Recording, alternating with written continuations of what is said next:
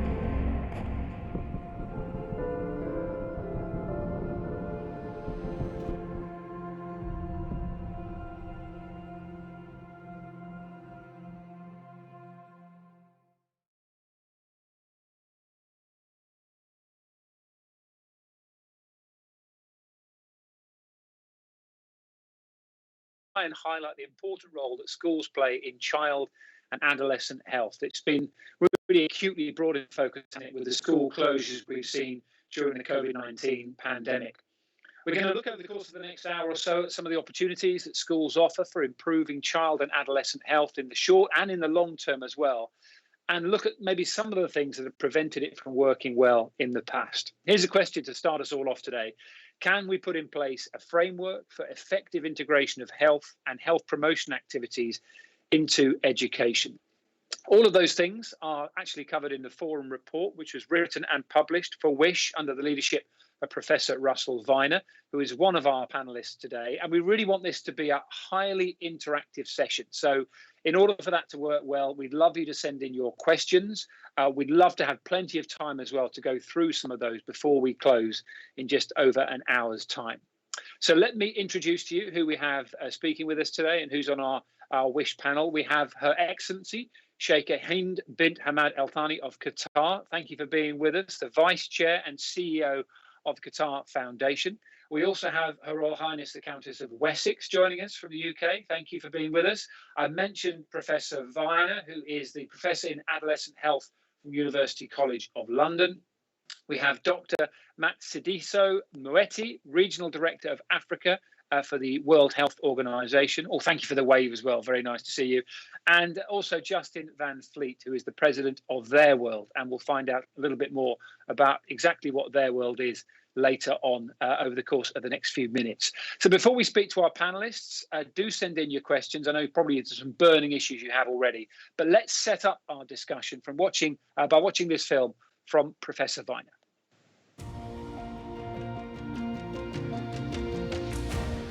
Hello, my name is Russell Viner. I'm honoured to be presenting the report on building healthy societies by integrating health and health promotion into education. I want to start by thanking the members of our brilliant working group, particularly Didi Thompson, Nicola Davies, and of course Ara Darzi.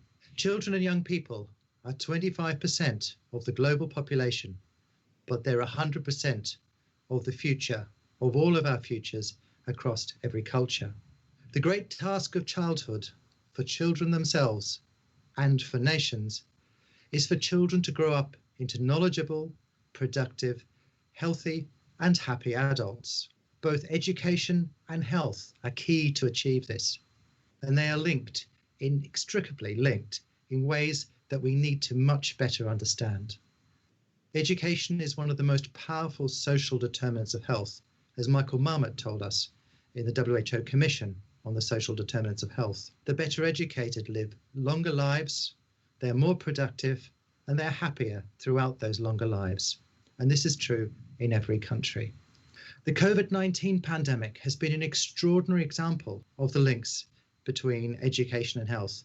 And it's very sad in many senses that it has taken COVID to teach us this. Children were very little affected directly by COVID infection, but the closure of schools in nearly every country quite early in the pandemic has dramatically affected the health, mental health in particular, and life chances of the next generation for almost every country. At the height of the pandemic, over 1.5 billion children were out of school, and the health impacts of this has been and will be extensive. COVID-19 has taught us just how closely linked health and education really are. Yet very few countries have an integrated vision across education and health. In most countries, the Ministry of Education is the lead department for children. It holds the money and the power. Health tends to focus mostly on adults, of course, on mothers, but also on children, very much only on those before school, the under fives. This must change. We have identified 3 dimensions in which health and health promotion must be better integrated with education. First, schools should be engines of health. We must redesign our schools to inevitably and naturally produce healthier young people. We must redesign our schools not just to educate, but to promote health. And there's randomized controlled trial evidence that we can do this. Secondly, schools give us opportunity to target those most at risk and intervene. And thirdly, schools are a platform for the delivery of health and health-related services, such as vaccines, such as nutrition, deworming, a whole range of things. There are many barriers to the better integration of health and education, and our report focuses on key levers for countries and actions that are needed to overcome these barriers. The first lever should be around consensus on the goal of education and broadening that out to be around health and well-being as much as about simple attainments. We need buy-in from sector and departmental leadership, and we need changes in the training program across education and health.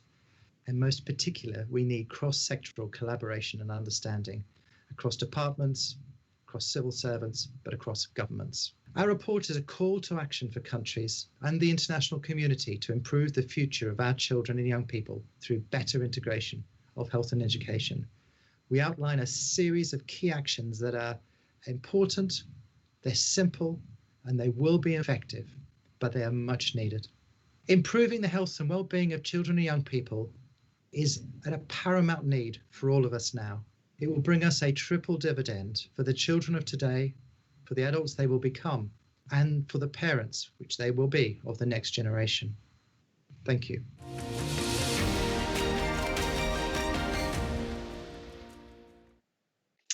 Oh, Professor Viner, thank you very much for that. And that set us up very nicely for our discussion today. And just a reminder once again for all of you who are watching in various corners of the world, please do send in your questions for our esteemed panelists. And if I could just ask a question to everybody who's with us today so far and get the early thoughts of everybody.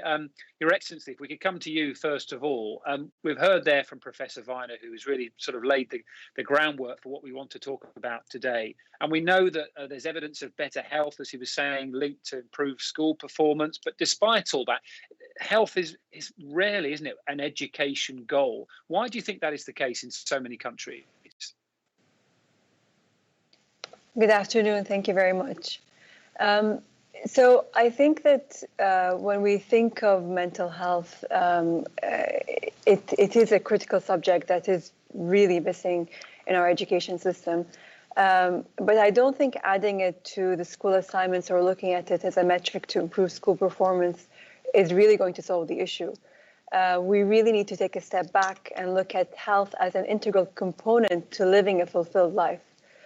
So if we think about how could we do that, I mean, it needs to be part of a holistic learning environment that we create for our children.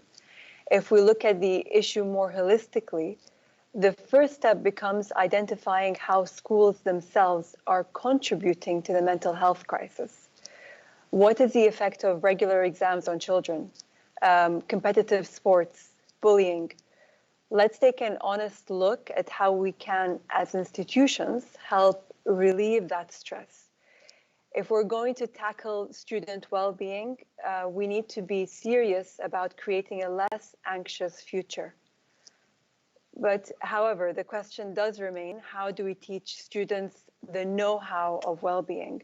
And I think that's one of the most critical things.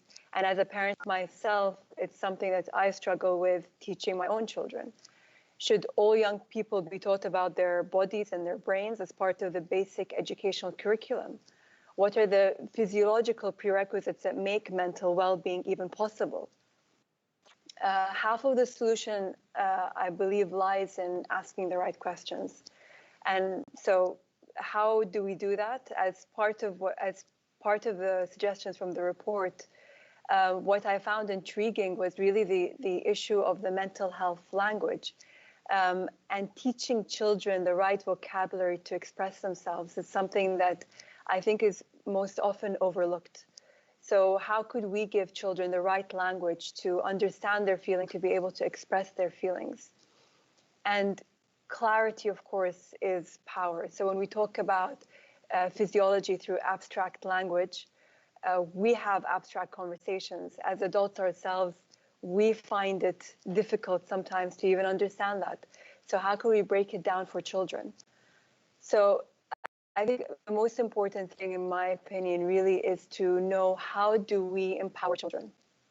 And to empower a child is to give them the adequate tools that can cater to their unique needs, and allowing them to grow in a safe, healthy, and nurturing environment.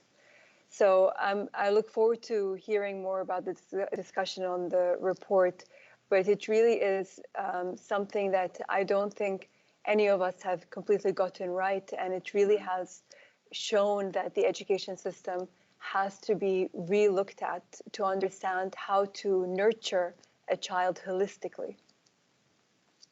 Okay, that's really helpful. Thank you so much for setting us off on that road. And I'd love to come to Your Royal Highness, if that's okay, because I know one of your particular areas of interest is the prevention of blindness, which I know many people watching this will be aware of. But can you tell us a bit more about your role as a global ambassador for the International Agency for the Prevention of Blindness, and maybe give us an insight into what you've learned from that role? Thank you, Dan. And to all my friends in Qatar, assalamu alaikum. It's really good to be joining you, albeit virtually. But inshallah, we'll be able to meet again sometime soon. But it's a wonderful opportunity for me to be able to address the Wish Summit today. So as Dan has just said, but I've been patron of Vision 2020, The Right to Sight, since 2003, and Global Ambassador of the IAPB since 2011. In that time, I've travelled to a number of countries around the world and seen for myself the effect that early intervention can have on preventing young eyes from losing sight. In the past 2 decades, through the work of many international eye agencies, and more recently with the incredible support of the Queen Elizabeth Diamond Jubilee Trust and Qatar Creating Vision, we've managed to make enormous progress in ensuring that children have the opportunity to learn about the importance of eye care and in detecting problems at a premature stage, which of course can then be successfully treated or managed. In so many developing countries of the world, there's been historically a culture of acceptance that if you have an eye problem, it's pure luck of the draw, and that what will be will be. However, what we know is that if we're able to reverse that understanding through creating better awareness of treatments, promoting the positives of wearing glasses so we reduce stigma, and also ensuring affordable, available eye services, the effects can be absolutely profound. Teachers and schools are absolutely critical when it comes to these kinds of messages and interventions. And I've witnessed classrooms of children in Malawi learning about the importance of hand and face washing to help preventing blind and trachoma, for instance.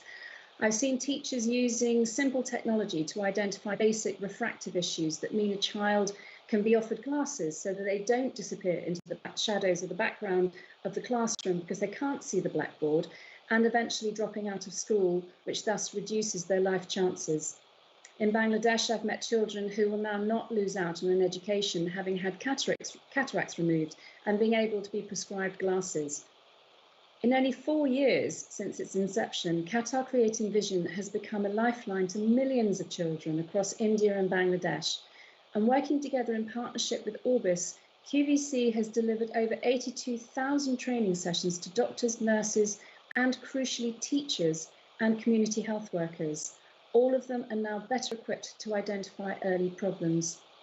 The collaboration between health and education, hospitals and schools has led to 6.6 million screenings and treatments.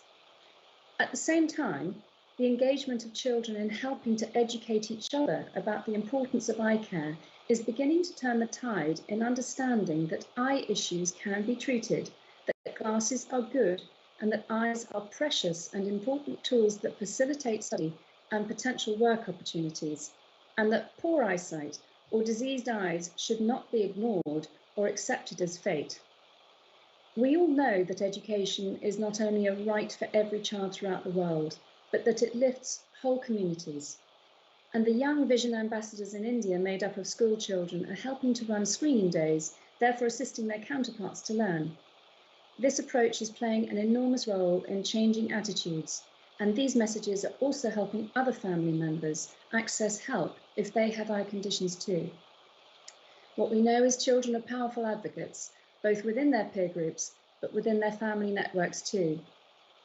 What we need, of course, is for governments to understand that education and health, when they work together, are a winning combination. I have seen how combined efforts have the ability to turn the fortunes of citizens around. The evidence is before us that an integrated education and health service approach is the most effective way to tackle blinding diseases and bring vision to the masses. So in answer to your question, Dan, what have I learnt? I've learnt that eye care is vital to the furtherance of education, which leads to jobs. Eye care programmes are low cost and highly efficient, that the treatments are all there and can transform lives if people can access them, and that together government departments, health workers, eye agencies, schools and children can work alongside each other to achieve great things. And that's what I call lessons very well learned. Thank you so much. Thank you so much, Your Royal Highness, as well. And if I can just pick up on some of the points you've mentioned there and take that to Dr. Moeti as well, because Dr. Moeti, thank you for being with us on the panel today. I know you have extensive experience of your job as Regional Director of Africa with the WHO, and also you've worked in the Botswana Ministry of Health. So picking up on what Her Royal Highness was saying there about the importance of health being integrated into education, what sort of policies do you think are necessary? What have you seen that works in terms of getting that to happen? Okay, thank you very much. First, thank you for the invitation to join the Wish, even if it's virtually. I was at the last Wish in person, so it's a great joy to be back with you again.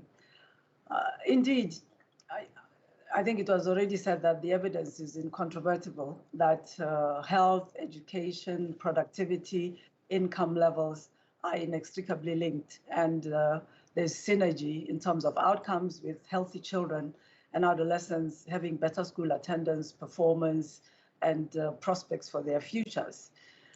So all this to work, and I was very interested in hearing Her Royal Highness's examples about eye health, in which I've worked in African countries as well. There is a need for policies that enable and that support this first awareness and then the actions around the integration of education and health in the most effective way, so that you can have outcomes that are positive in education and outcomes that are positive in health as well. And these policies are needed to be developed, first of all, at the national level. We talk a lot in WHO about health in all policies. And this was an outcome of that commission led by Professor Mahmoud that was referred to earlier on, so that there is a conscious effort to make the policy links, the policy decisions that will enable then the actions that are needed in this integration at the level of the ministries of health, ministries of education, other ministries that need to play a part, for example, in creating a healthy environment, such as those dealing with water and sanitation, for example, in African countries, and most importantly, the financing of all of this. So it needs, first of all, to be a development policy decision of the country and the government, recognizing this synergistic links and making sure that those ministries that are important in enabling this to happen take the decisions and then make them be implemented through their own systems in ways that continue to be linked. We believe that this integration needs to be pursued holistically, starting with making sure that health content is part of the school health curricula, formally, in a way that's compulsory, in a way that's going to be examined so that it is taken seriously by teachers, by children, by parents, etc. And then I also think it's important that the policies address the health risks of children at different stages and take the opportunities for delivering as well critical health interventions and services to children. So children need to know about health, be taught about health, have the knowledge. And because I think it's already been said, they can be such an influence, not only on their friends, but also on their families and their communities. If I take the example of my two daughters when they were young, my 7-year-old came home one day and said, "Mommy, I'm no longer going to eat pork. It gives you worms." Her 4-year-old sister said, "Yes, me neither."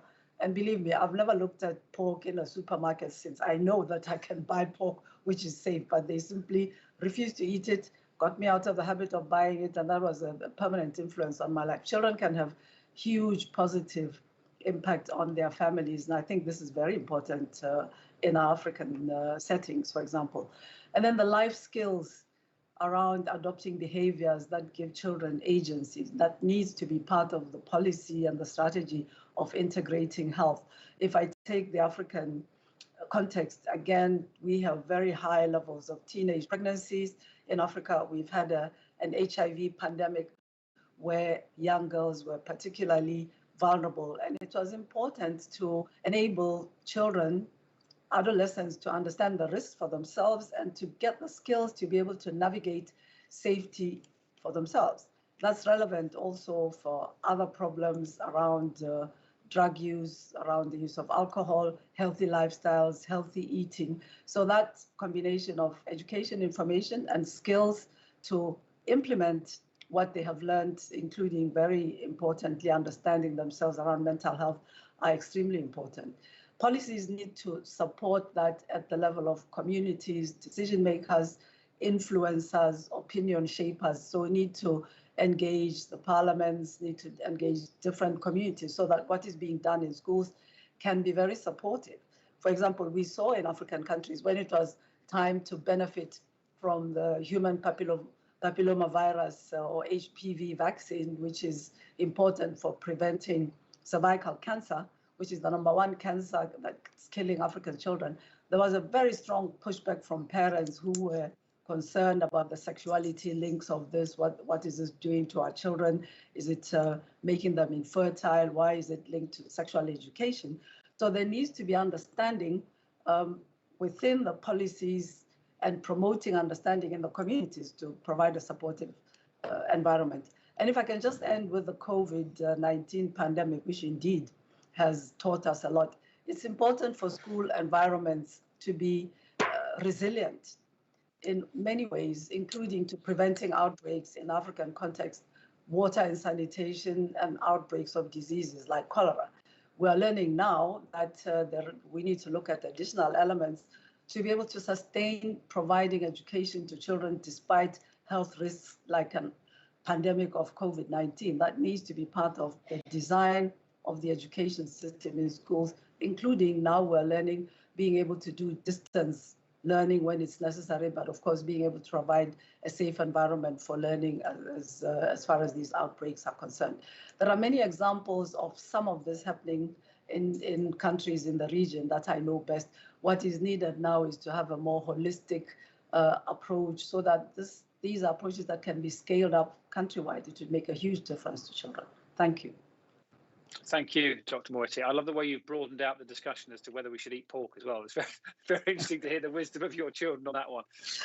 Let me bring in Mr. Van Fleet as well, Justin Van Fleet, who's the president of Their World, who I know has been listening in very carefully to what's been said so far. And we know that you are, an advocate of quality education, and obviously that sits well with your position looking after a global children's charity.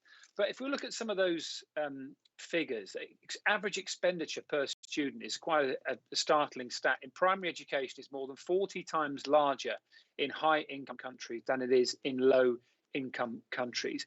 Give us an idea, if you could, Justin, of the impact that expenditure has on children's health in education around the world. Great, Dan. Thank you so much. And you're absolutely right. There's such a vast disparity between spending on children's education in high-income countries versus spending in low-income countries. But the disparity is not just in primary education, and that's the part that I think is really important. It actually starts much earlier in a child's life, in their education and health development. And if we want to maximize this health education link, and we really want to reduce inequalities, we really need to invest much earlier than in the most marginalized children. And I think the statistic that really, really bothers me is that around the world, 175 million children are not even in early childhood education, let alone primary and secondary education. And if we look at what the international community is doing, it's really troubling. If we look at all of the aid agencies, so from the United States to Europe to the Middle East to other donor countries, all of the international financial institutions from the World Bank, Islamic Development Bank, African Development Bank, all of those resources combined, we spend 26 cents per child per year in the poorest countries on early childhood education before they reach the ages of 5 or 6. That's less than 1% of the total education aid budget, but this is when 90% of a child's brain develops. And so it's interesting when we think about, we invest, collectively 40 times more in primary education in high-income countries. If we look at the total collective investment from all of the world's countries and the poorest children, we invest about 20,000 times more in my country, in the United States, in a child before the age of 5 than we do in a child in one of the poorest countries in the world. And the knock-on effects of this are really, really, they come for years and years on end after that. And we know all of these statistics around investing in education really delivers impressive and long-lasting health and education benefits. Every dollar invested in a year of education has a tenfold increase in lowest income countries. A child of an educated parent's much more likely to have access to malaria prevention, other health treatment services. And we know that girls' education saves lives. About 1/3 of the reductions in adult mortality can be attributed simply to gains in girls' education. So when we look at these statistics, when we look at the vast inequities between rich countries and poor countries, what do we need to do to overcome this? What can we practically and tangibly do? And I think that the first thing is invest more money. But we're also up against very difficult times with the global pandemic and the economic outcomes and implications of that. And education is really on the chopping block in so many countries around the world when it comes to their domestic budgets. Revenues are down. There's competition for investment in job creation, infrastructure, the pandemic response in particular. So what do we need to do? The first thing is really, really prioritize education in national budgets. And I think it's so important, from the finance minister to the education minister to the leaders of country, really putting that front and center in stimulus packages and in the recurring budget expenditures. The second thing, which is really related to this report in particular, is co-investment, finding those greater efficiencies when we can invest in health and education at the same time, education and infrastructure investments. And as the COVID vaccine hopefully comes soon, looking at ways that we can really dovetail both of those investments together to get a greater bang for the buck. We need to invest smarter. We need to invest in the youngest and the most marginalized children if we want to reduce inequalities. And then we also need donor countries to really lean in and embrace innovative finance in these difficult times. And there's a new international finance facility for education. And the United Kingdom's one of the donors to this, as is the Netherlands. And it works with all of the multilateral development banks, the World Banks, the regional banks throughout the world, to leverage contributions. And for every dollar a donor puts in, $5 more is invested in countries around the world and their education system. So we could look at how we could use that to invest more in the early years. It has a tremendous link to health, investing more in primary education, health and education delivery systems. So I think I would encourage every country around the world, if you want to get more for your aid budget, to look into that particular facility. And so I think there's so much that we can do, but again, really to reduce these inequalities, investing early is I think the main solution we really need to take into account. Okay, thank you very much. Again, a really interesting assessment. And can I just once again encourage anybody who's listening or watching this to send in your questions? We're getting some through already. And before we go to that Q&A part of this discussion, I'd just like to bring back in Professor Russell Viner as well. By the way, Professor, it's nice to see you've tidied up your shelves from that earlier video. Thanks. Yeah, I was told to. They look immaculate now. This is the big question, I suppose, isn't it? We've heard from some of our other panel members there about the importance of the role that school plays in early detection and intervention when it comes to adolescent and child health. I wonder, here's the big question: how do we successfully integrate health and health promotion into education systems? Is there one big thing that needs to happen? Are there a series of things? Is it a cultural? Is it a mindset change? What are we looking at? Thanks. And I think the key thing is leadership. And I think that's been displayed beautifully today by our speakers.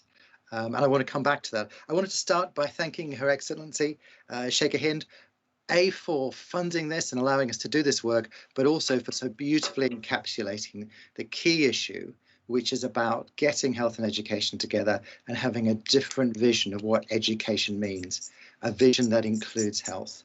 So I think it's leadership right from national leaders. And again, I wanted to thank Her Royal Highness, the Countess of Wessex, again, for giving us, this vision of really what can be done.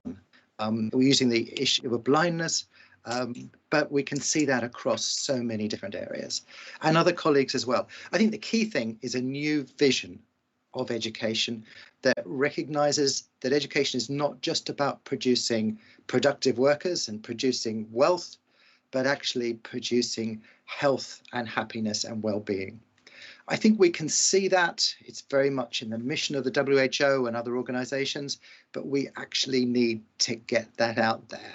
And it's leadership across both health and education that can pull that together. I talked before about it, this idea that schools must be engines of health as well as wealth. Schools already are engines of health to some extent. We just need to tinker. We need to get under the hood and tinker a bit with how schools operate in the most basic ways to help them promote health in a more general sense. We need to get away from the idea that this is health systems or health departments doing things to schools or coming in and parachuting in. We need to actually build our education system with health sort of threaded through it, inevitably, so that we produce citizens, young people that are healthier and have greater well-being. I think that's the key thing. We therefore need to change the language we use. We need to think about the way we train in education and across health. We need to look at health professions that link with schools. We need to look at national policies. Look, this is all in the report. I won't go into it in great detail, but I think it comes right from the top, that integrative leadership. Thank you.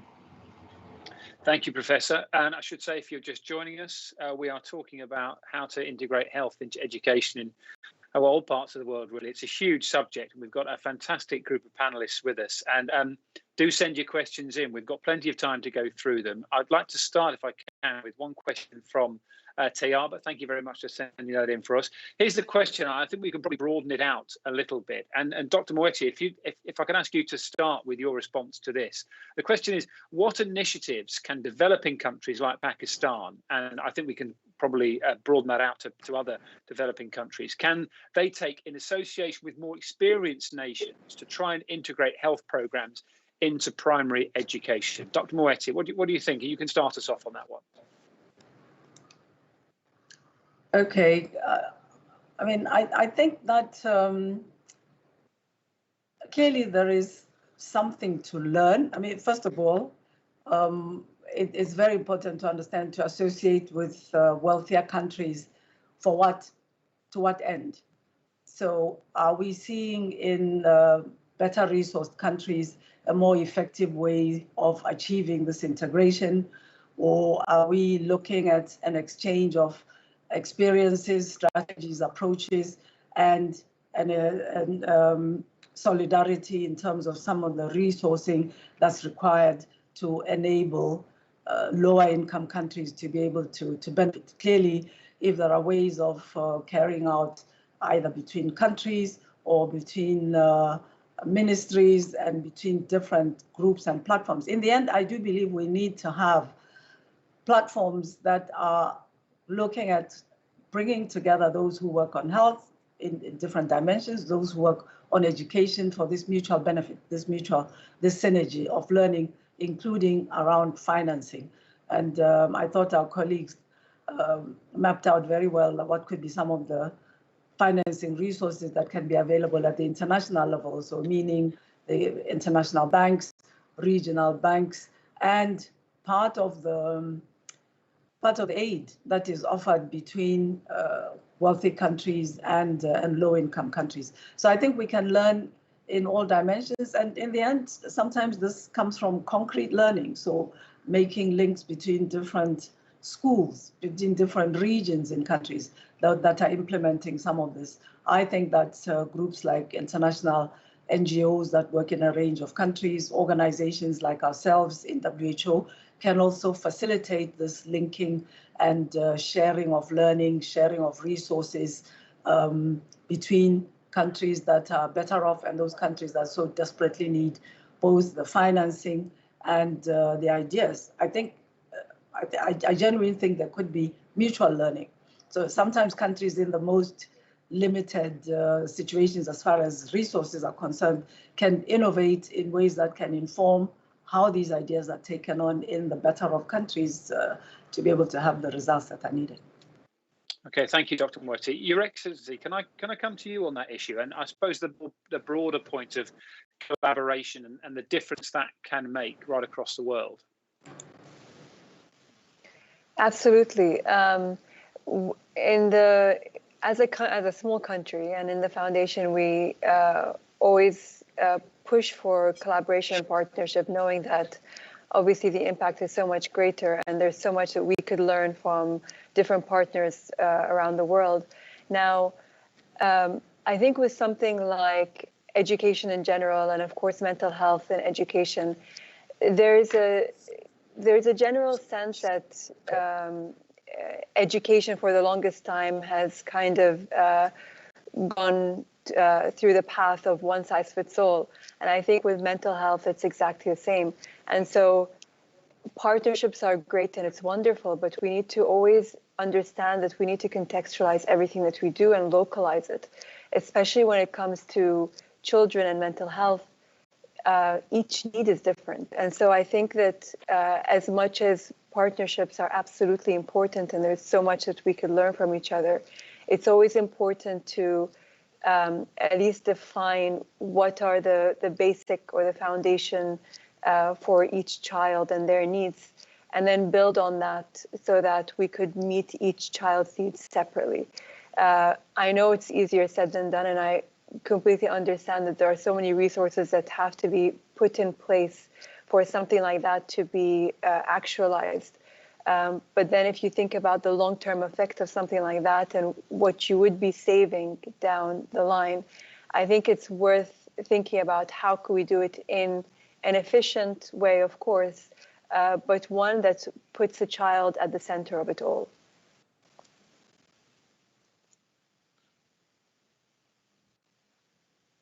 You're muted, Dan. Apologies. I did the thing that my mum and dad always did. I muted myself. Hopefully I'm back in the room now. Sorry about that. Justin, just to come to you, I've never met anybody who runs a charity who says they couldn't do more with more money. So on that issue of resources, how important is that? If we're going to find some sort of solution or try and find some way, is it about finance?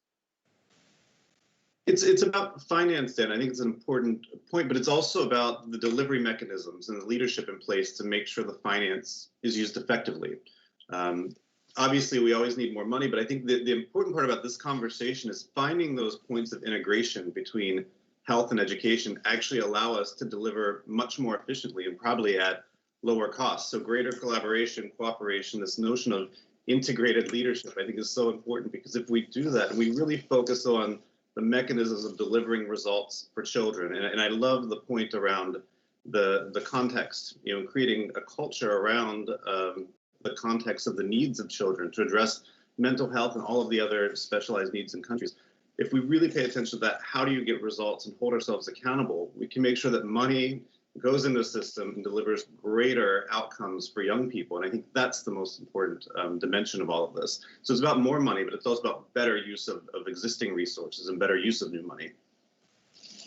Okay, I think we've lost your picture momentarily. We'll try and get that back for you. But Your Royal Highness, I see you've raised your hand. What was you'd like to add to the discussion?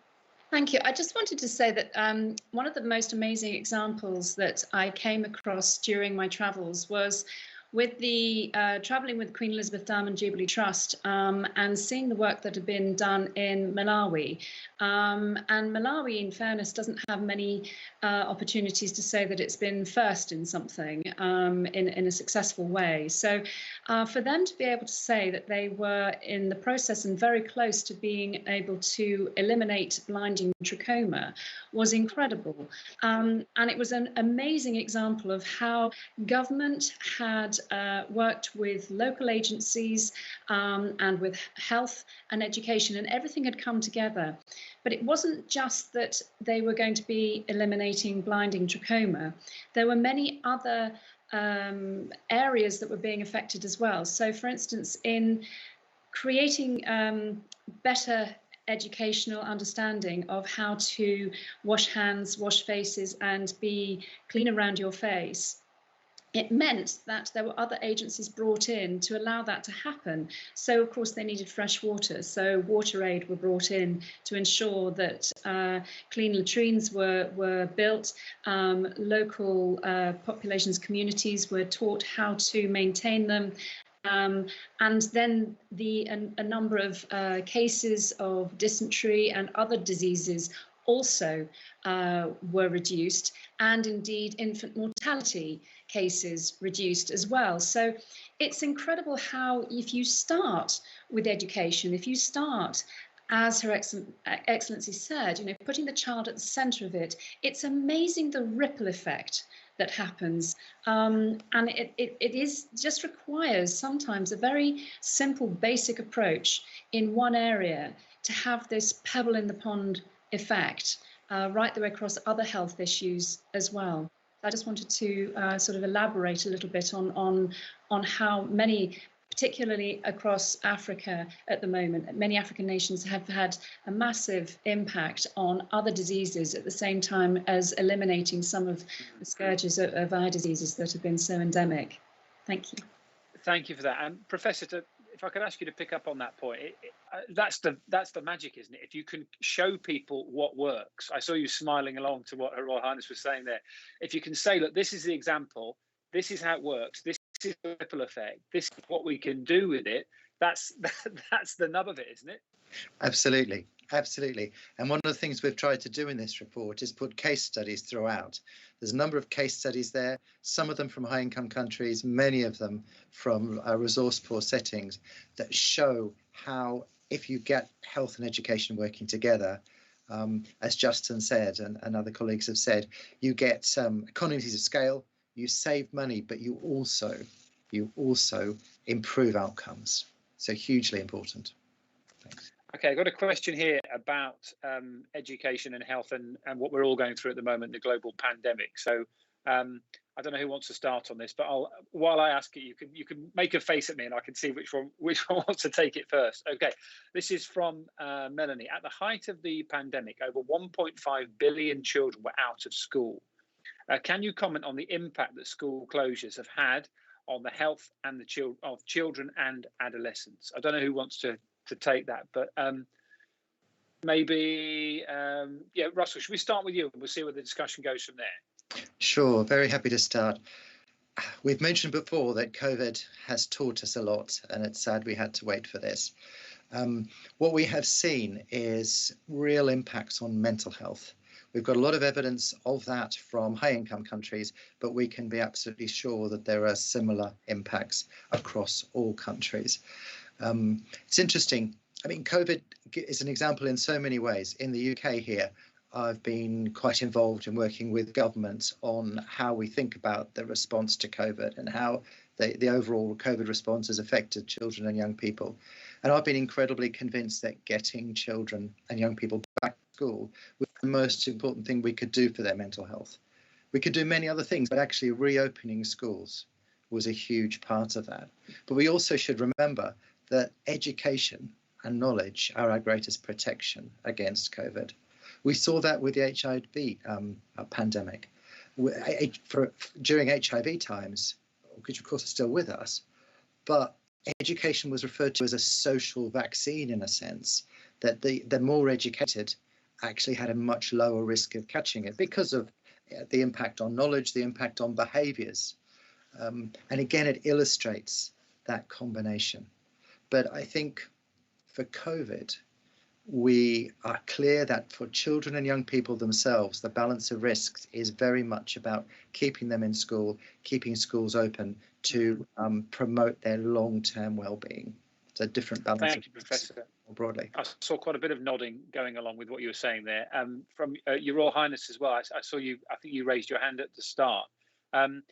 What has been your experience and your understanding of how the pandemic has affected the things we're talking about today? I think actually on a slightly different front, of course, with schools closing, it's had an enormous impact on children who are suffering other forms of issues in their home place. And that's been a huge problem because, of course, so often school is the place that they can actually reveal to a trusted person that they're experiencing problems at home. And when the schools closed, of course, they often didn't have anywhere to turn to, no one to speak to. And I do worry a lot about the subsequent fallout that we're going to see, behaviours further down the line that haven't been treated. Because they've lost the opportunity to speak out about something that's been going on. It was vital that we reopened schools in order that they had that opportunity to, I mean, not least of which, many families in difficult situations, if they have got financial pressures, that they have got the opportunity to get a hot meal in a day. But on the mental health, but also on the physical abuse situation, it's a really I think we're going to see an awful lot of problems coming out of it because we've lost some of the children who weren't able to actually speak to somebody in confidence, and that is a genuine worry. That's a really good point. Dr. Moiti, I'll come to you in a moment, but I just wanted to go back to Her Excellency. I know wants to come in on this. And there's another question actually speaking specifically about the Qatar perspective on the impact of COVID-19. So Your Excellency, would you like to give us your idea of some of the things you've heard and maybe bring your own thoughts to it as well? Absolutely. We're actually conducting a study at the moment in some of our schools to look at the impact of COVID. Now, one of the things that we found is that especially teenagers, they've struggled during this time because of when it comes to mental health issues, seeing themselves on the screen has really affected them. And so we've recognized that. But on the flip side of it, there are some students who thrive during this time because they've experienced previously when they were going to school bullying. And so they've managed to now focus on their studies and they've really thrived. So I think both situations show us that there still is a gap. There is a gap in the support that we have in our schools for children who are experiencing mental health issues and just everyday obstacles that come in their way. And so I think it's important that as much as we want to go back to the normal wasn't perfect. And that's something that we have to recognize. And we have to make sure that now that we've had time to really experience both worlds, we need to understand what has worked and what hasn't, and how could we enhance the learning environment for children. And that includes the support that they need, the health support, so they could lead a healthy life.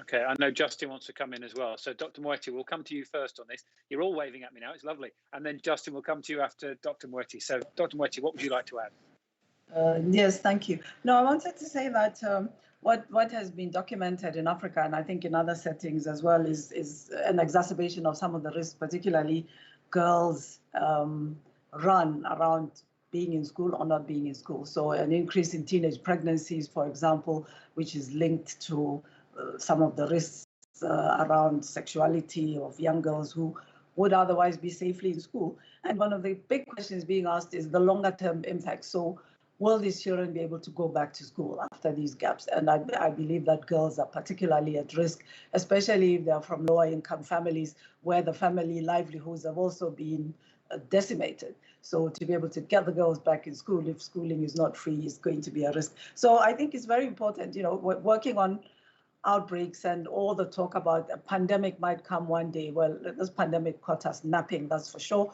in all sorts of settings. We need to think about how the education sector, the schools can also be resilient.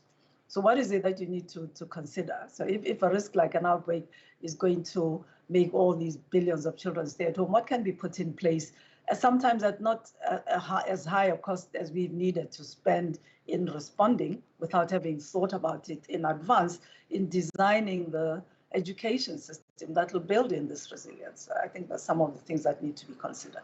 Thanks. Justin? Great, thank you. And along the same lines, when we look at the 1.5 billion young people who have been out of school, learning in different environments, some of the estimates show that if we don't get these children back into school and sort of catch up the learning that was lost during this time, the future earnings of these children will be $10 trillion less than otherwise had they been in education. And so the impact that will have on families and communities in the future is really important. And the second point is really around the children who are out of school and did not have any type of access to remote or distance learning. And again, a similar point around girls being the most impacted.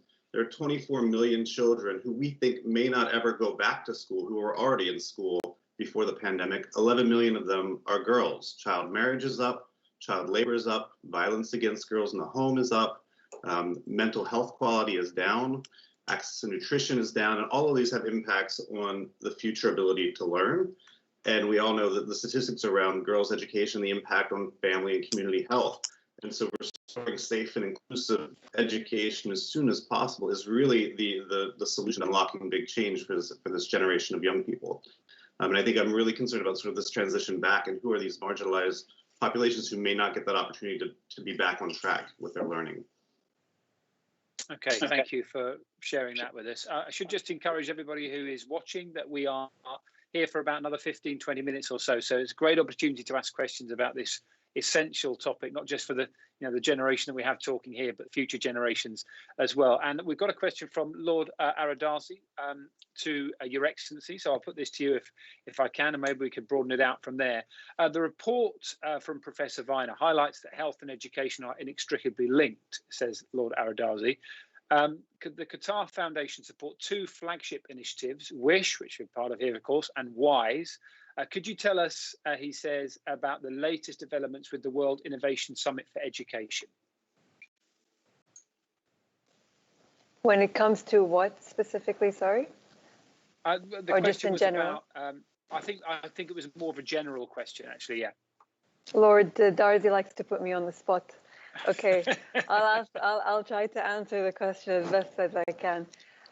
So with the World Innovation Summit in Education, actually as part of maybe in the theme of our discussion today, the past few years, we've been working really hard into integrating a lot of what we do, and with both education and health. And we also have the Family Institute under the foundation.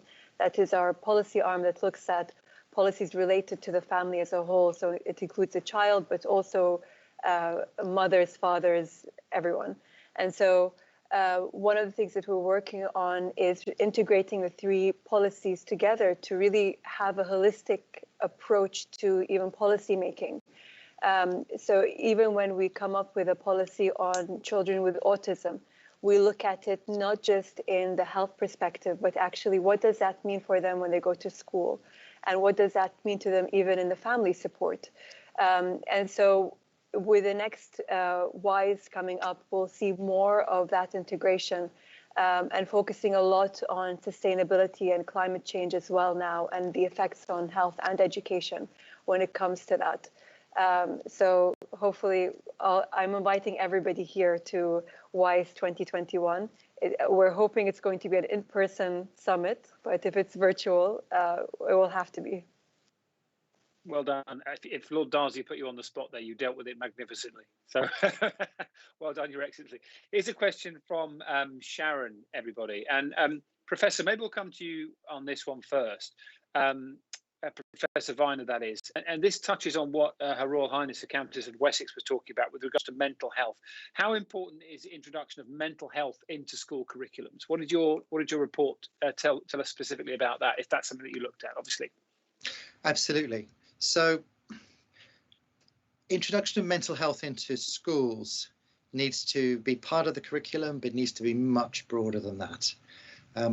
Young people themselves these days speak about their mental health in a really very different way to the way people did, when ancients like me were growing up. And there's no doubt that teaching young people about well-being, mental health, and getting them to understand the meaning of that, these ideas of mental health literacy, what helps promote mental health, what's bad for it. These are incredibly important as part of our overall education of young people. But we need to go much beyond that, because I think that's in a sense, the didactic curriculum bit of mental health. And in one sense, I think the evidence tells us that's not as effective as the school culture bits in influencing mental health. What I mean by the school culture bits is how you build a school, how you operate a school, how you run a school. The leadership from the top of those schools, from the headmaster and the teachers, the way that they help set a culture that recognizes the importance of mental health and respects diversity amongst students, and looks at the factors that lead to poor mental health, etc.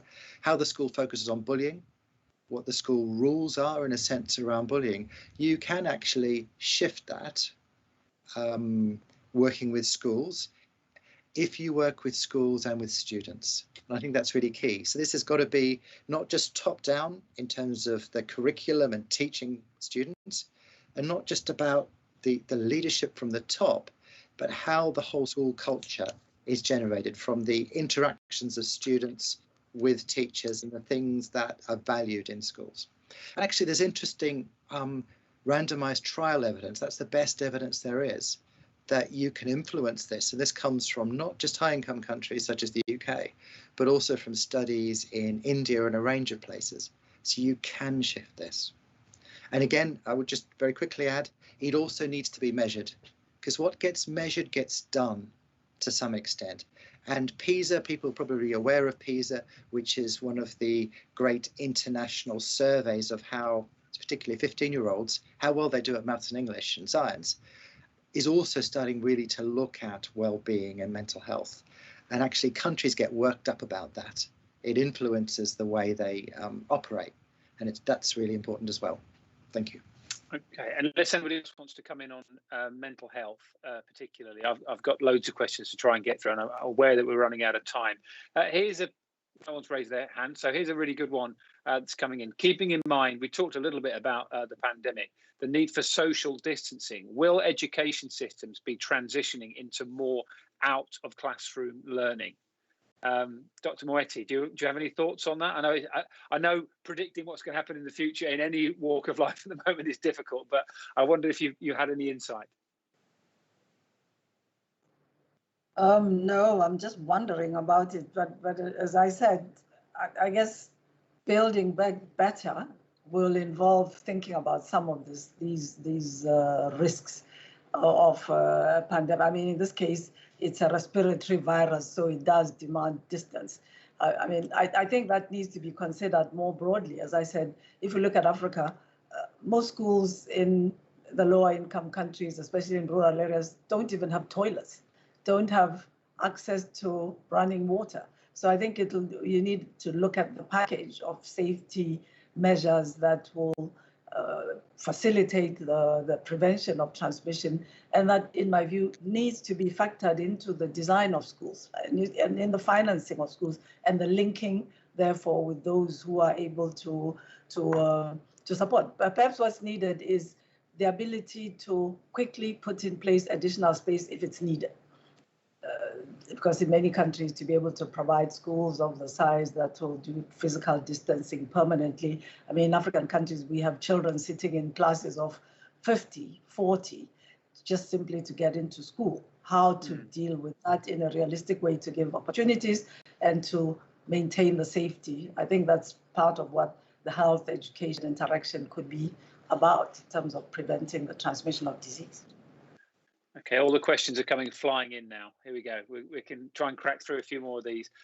This one is for Your Excellency, talking about what we've mentioned in terms of resources, coming back to that. It's from Dua saying, while one size fits all isn't ideal, how can a more specialised programs be sustainable in countries with little resources?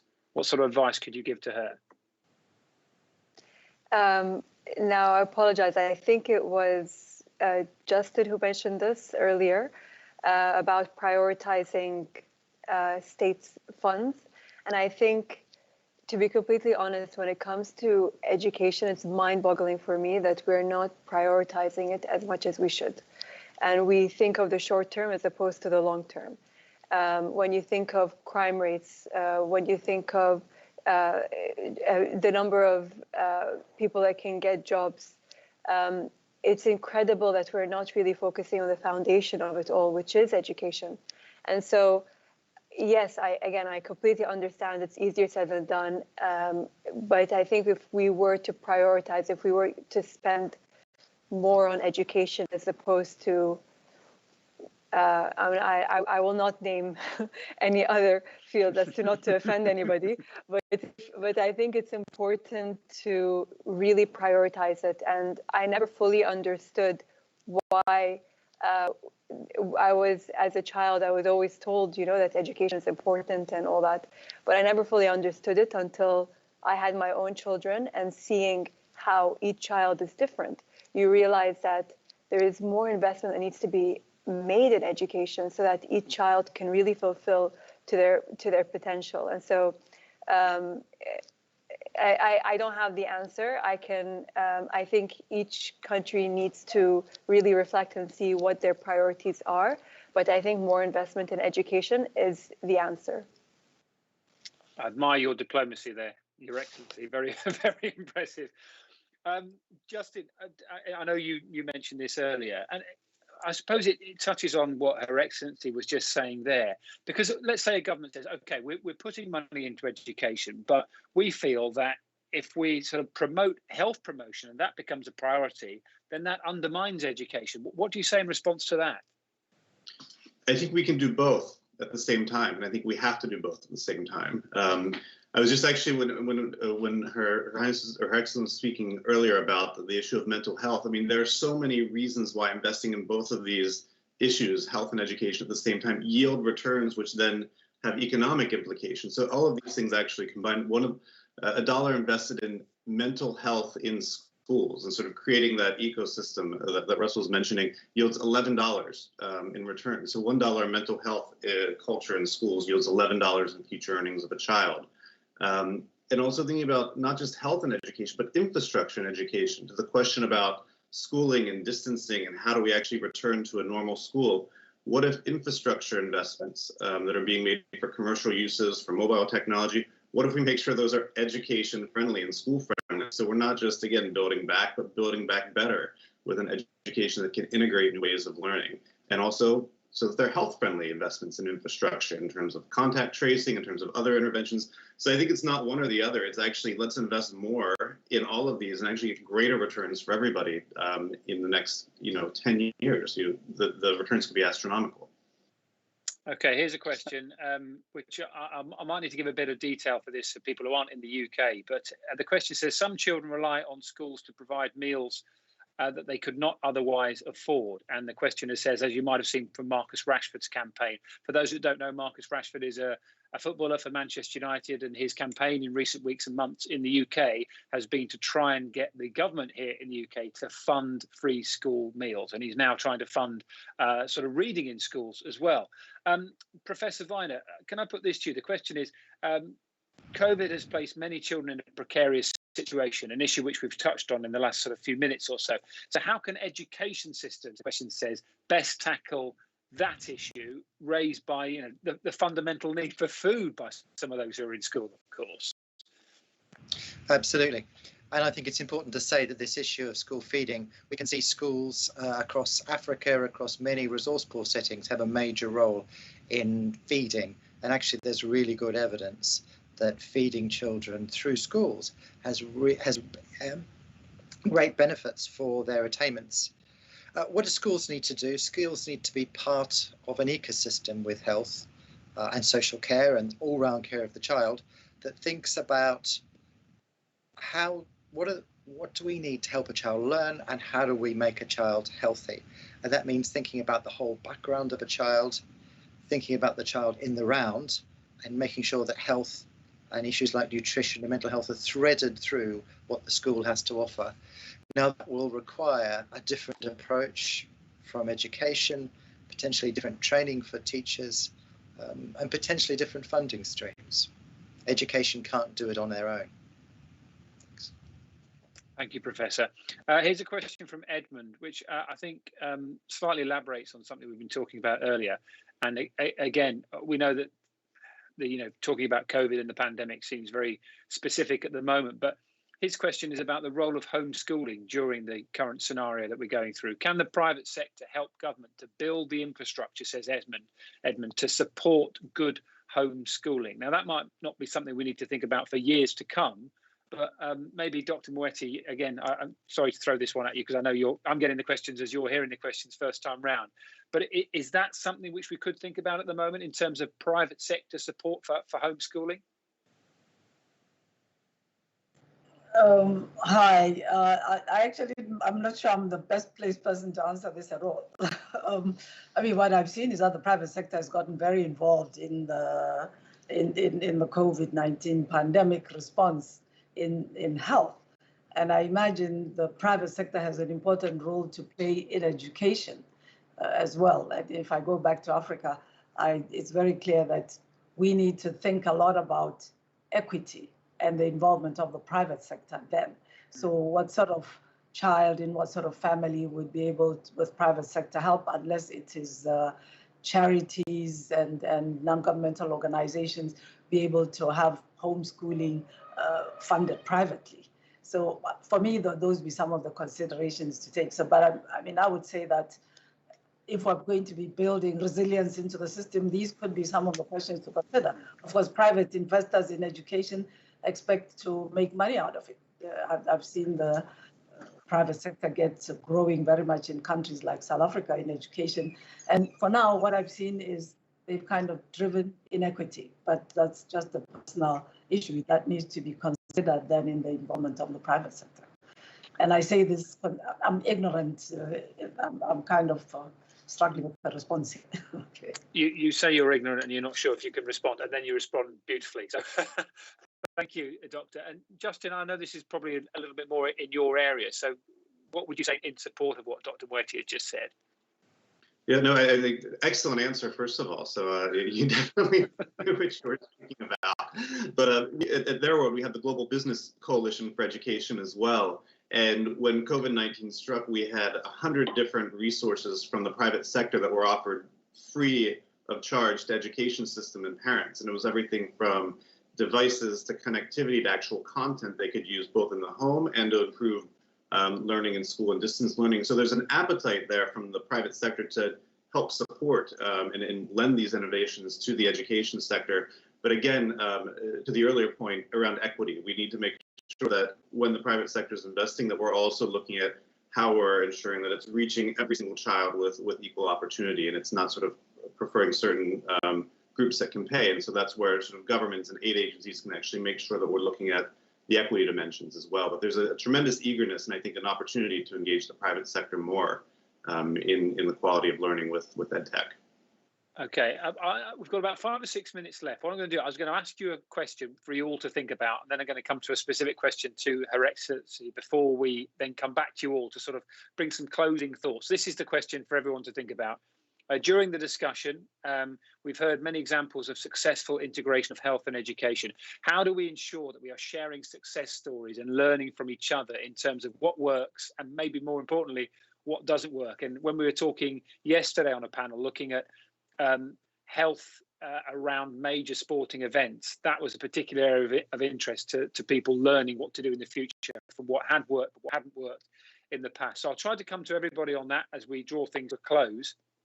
But Your Excellency, a question that's coming in specifically for you. The role of the mainstream media, and particularly social media, is very important in improving the general public's awareness of health issues. How important is that to your mind, and have you seen that reflected in Qatar at all? It's critical. Absolutely. I mean, we see that more and more children that are younger are now accessing social media. And I think we still don't understand the long-term impact of something like that is on children at that age. So there has to be a conscious use of social media. I mean, we've seen in recent history how influential social media can be, and just imagine how something like that can get into a mind of the child and what sort of impact it could have. We try to control what our children see or who they're friends with or where they go, but social media has just completely taken those keys away from us. And I think as adults, we need to understand that really the power is in our hands. We also give access to this. And so we shouldn't be passive when it comes to our role with children. And we should know how to use social media in more of the positive, in telling stories. I mean, the question about how do we share stories of our learnings, we know now that with social media, there are no boundaries. But more, I mean, going back to the role of social media, I think it's important for us to educate children on the use of technology. What we did in our schools recently with COVID was actually one of the first week of schools. All the children had to learn what to do in case somebody got into their chat, or if somebody sent them a message that they didn't know. And I think we need to be more conscious about efforts like that in the classroom to educate children. I hope I've answered your question. Can I quickly just answer the question that you asked everybody else? Yeah, we'll start with you. I'm going to give you all about 30 seconds, if that's okay. So, Your Excellency, if you want to start that one off about, just to remind people about what works and what doesn't work and how we can learn from that. So I'll just take 5 seconds, and it's a promo for Wish and actually WISE, which is you need to join forums like this. This is where we share stories, this is where we understand from each other, and this is where we meet people like you. So that's my bit. I should confess, Your Excellency, I didn't set you up to give a promo for Wish, but I suppose it works quite well. Your Royal Highness, can we come to you to sort of closing thoughts on that issue and maybe anything else you'd like to add? Thank you. Yes, I fully endorse Her Excellency in recommending people to engage with these kinds of platforms and events, because you're hearing the best of what works at these events. But I think also, I think more widely and regionally, I think correlating countries in different regions of the world have got a lot to share, because obviously we can't necessarily force a one-size-fits-all to different regions of the world. So again, going back to the example of Malawi and in other sub-Saharan African nations with the issue of blinding trachoma, they've all been speaking to each other. They've seen the examples, and I think example is such a great thing. And if a country next door to you is being able to be effective in one particular way, there's all sorts of different unions that people have and meetings. So I think regionally that's got a large part to play. But I also think when at more government level, where you've got World Health Organization, where you've got the UN, where you've got organizations and governments that can be influential when they're doing business with each other, to perhaps look more closely and perhaps challenge countries to perhaps invest more in their education than they currently are, would be very helpful when people are engaging in having conversations. And I'm trying to say that terribly diplomatically without. So it would be wonderful if in a nice way, people are doing business with other people, that actually education is something that is another conversation to encourage countries when we're looking to be investing, if I can just say that. You can. Magnificent diplomacy, Your Royal Highness. If I can just give Professor Justin and Dr. Moeti just maybe 5 or 10 seconds each, just so we can finish a roundabout on time. Dr. Moeti, final thoughts. Okay, thank you. First, to appreciate Her Royal Highness's very diplomatically worded request, and we'll take you up on it to really improve our advocacy. And by the way, I was the country rep in Malawi some years ago for a couple of years, so it's really great to hear about this. No, I think for me, the takeaway is there's such huge potential for this synergistic link to translate in the work that we do in supporting policy right down to implementation and programs. Clearly, there's a lot more we can learn, and I really do like the report that's been published as part of this work, the person-centered start for children. So great, we're going to take it up in WHO in the region, and we're going to come looking for money to implement it starting here. Thank you. Well done. Justin, very quickly. Yeah, I think COVID has been a tremendous period of innovation in health education. Some things work and some things will not have worked. And I think with all these channels and ways of sharing, we need to remember to share what didn't work as well, because that's how we learn. I think being able to be honest about failures is a really important piece of this entire experience. And the sun has finally come out in New York. It's morning here. So thank you. Good morning. And finally, Professor, a final word from you if we can, and then we'll draw things to a close. Absolutely. Well, look, sharing success. This is one of the recommendations in the report. We've recommended the establishment of a clearinghouse for sharing learning. And actually WHO, UNICEF, UNESCO, UN agencies are actually starting to really work together on this during COVID. We need to maintain that and work with WISH. Thank you. Thank you. And thank you to all of you. I'm sorry we've overrun, but you were so brilliant at the end there. I really wanted to get all your closing comments in. Thank you to Your Excellency. Thank you to Your Royal Highness, to Professor Justin and Dr. Moeti. Thank you to everybody who's listened and hopefully learned as well over the last sort of hour or so. It's been fascinating to get these insights from all over the world. And I think there's something for all of us to take away, and a nice promo for WISH as well. So thank you for watching, and we'll see you all again soon.